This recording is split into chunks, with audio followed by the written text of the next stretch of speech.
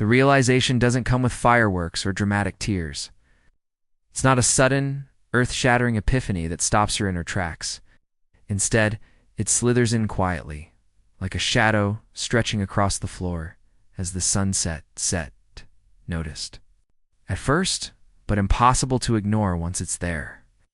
She might be at a party, laughing a little too loudly at a joke she didn't really hear, or lying in bed at 2 a.m., scrolling mindlessly through her phone just to fill the silence. That's when it hits her, not with a scream, but with a whisper, "I'll never find him again." This isn't about missing a man. It's about losing the man, the one who didn't fit neatly into the endless parade of forgettable faces. The one whose energy lingered in a room long after he left. At first, she brushes it off. She tells herself she's romanticizing the past, that nostalgia is playing tricks on her. She throws herself into new conversations, new flirtations, new distractions. But the distractions don't stick. The new men talk too much or too little. Their laughter feels forced. Their presence lacks weight. They don't see her the way you did, not really. And that's when the comparisons start. She remembers the way you listened, not just waiting for your turn to speak, but really hearing her. The way your silence wasn't awkward, but comfortable, like a shared secret. The way you didn't beg for her attention because you didn't need to, you knew your worth. At the time, she might have mistaken that for indifference. Now she understands it was confidence. The weight of it grows heavier with each passing day. She tries to outrun it, filling her calendar with dates and her inbox with messages from men who don't measure up. But the more she runs, the clearer it becomes. You were different.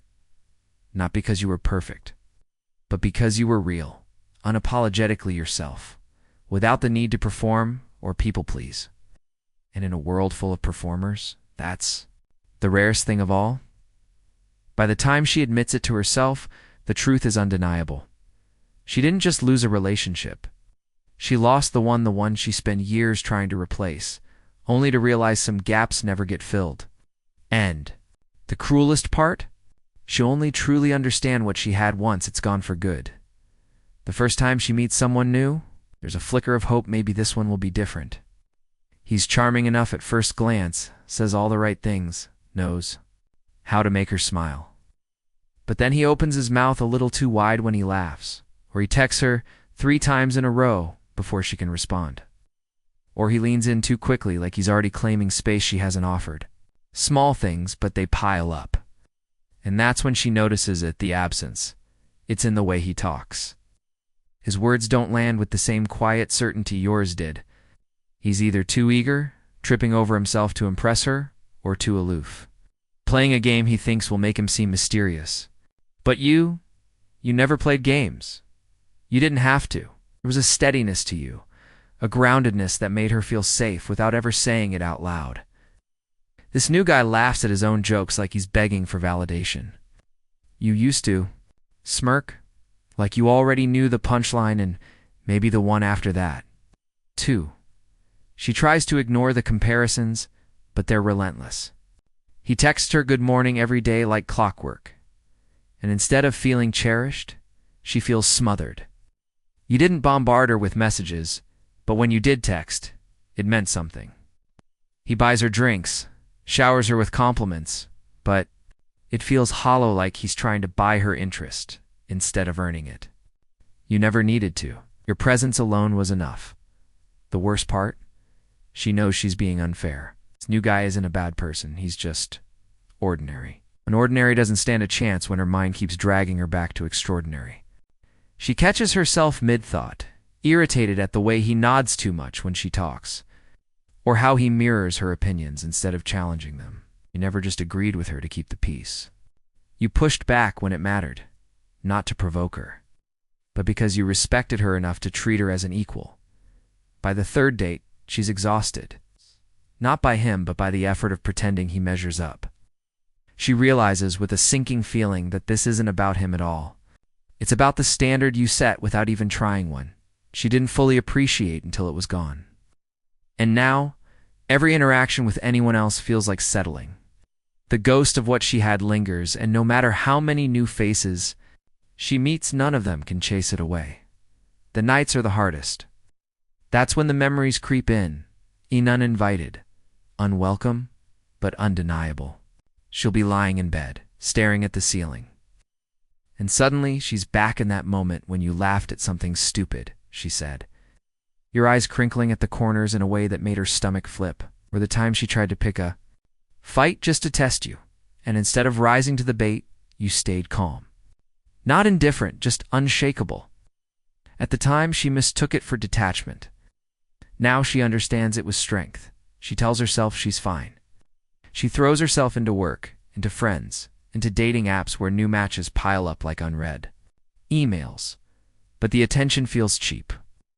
These men are so eager, so available, so replaceable. They text back immediately.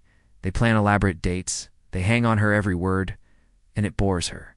Because she remembers how you weren't always at her beck and call, how your silence wasn't neglect, but a quiet confidence that you had a life beyond her. She hated it then. She craves it now. The regret doesn't hit like a wave. It seeps in, slow and toxic. She starts noticing the absence of you in everything. The way this new guy gets defensive when she teases him while you used to volley it back with a smirk. How he melts into her life without boundaries while you had your own passions, your own space. She used to call you stubborn. Now she sees. It was self-respect. Worst of all are the moments she can't control when a song comes on, or she passes a restaurant you liked and her chest tightens. She'll catch herself scrolling through old photos, zooming in on your expression in the background, searching for clues she missed. Did you always look at her like that? Why didn't she notice? The truth settles over her like a weight. She didn't just lose you.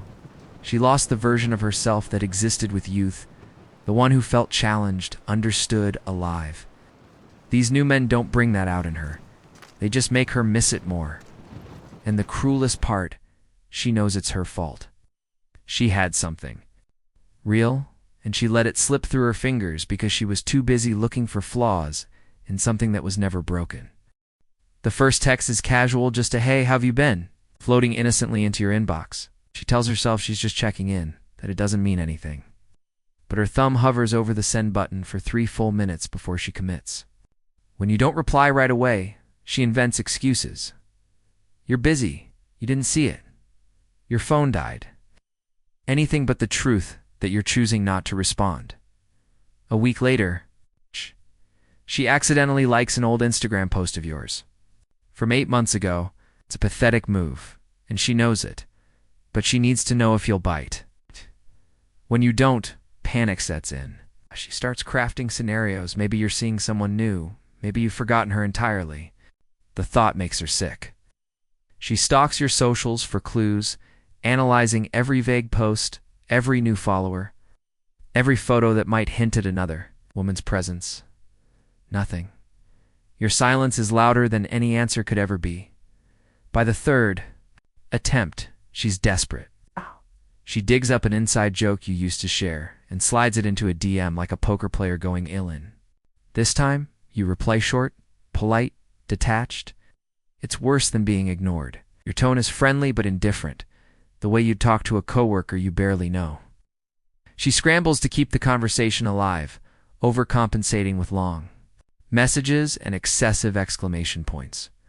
You respond just enough to be courteous, but the subtext is clear. You've moved on. Her friends tell her to let it go. She nods like she agrees, then stays up until 3 a.m. drafting texts she never send. She starts running into you at places she knows you, frequent the coffee shop you love, the gym you never quit. You're cordial, but the warmth is gone. She leaves these encounters feeling hollow, replaying every word you said and didn't say, searching for hidden meaning. There isn't any. The final blow comes when she sees you with someone else. You're not even touching, just talking. But the way you look at this new woman, patient, amused, present shatters her. Because that look used to be hers. And as she walks away, she realizes the truth. You're not ignoring her to play games. You're ignoring her because she simply doesn't matter to you anymore. The door isn't just closed, it's locked. And she threw away the key. The final stage isn't dramatic. It's a slow, quiet unraveling. She stops checking your social media every morning. The playlist you made her gathers digital dust. She even manages to go whole hours without mentally replaying your last argument. On the surface, she's moving on. But then she's at a friend's wedding, watching the groom's hands tremble as he slides the ring onto his bride's finger, and suddenly, she's back to that night you cooked her dinner and her hand brushed yours. How solid and sure your touch always was. Oh, the memory hits like a sucker punch to the gut. She dates someone new, seriously this time. He's kind, stable, everything she thought she wanted.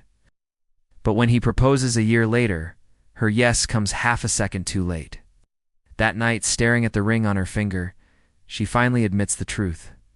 She's not just settling for this man. She's punishing herself. Every time he says, "I love you," she hears your voice. Every time he makes her laugh, she wonders if you'd have found it funny too.